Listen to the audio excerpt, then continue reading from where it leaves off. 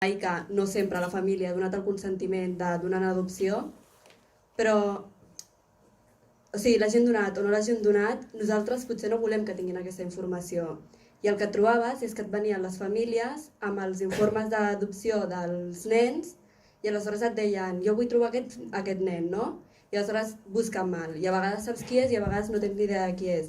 Però el fet que el tinguin, la família o sigui, la biològica tingui aquest document no té cap tipus de sentit.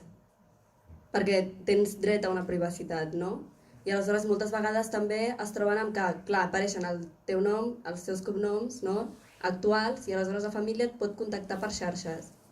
Per la qual cosa, després, l'infant que el contacten per Facebook, per Instagram, Twitter o el que sigui, és un gran xoc trobar-se que de cop i volta una família que creia que ja no estava, de cop i volta el vol contactar o que li demana coses o el que sigui, o sigui, no té cap tipus de sentit. I a més, els governs de recepció moltes vegades no tenen cap tipus d'interès en saber absolutament res, o sigui, és una mera formalitat.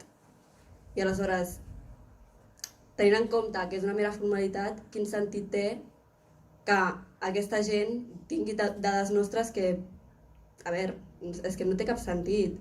I si agafes l'exemple del govern etíop, que, o sigui, em sap molt greu ara estar rajant aquí, però que és un govern que jo personalment, i suposo que el Johannes tampoc, no volem que tinguin cap tipus de constància de la nostra existència perquè són governs que estan vulnerant sistemàticament els drets dels seus ciutadans, no volem que tinguin tantes dades nostres.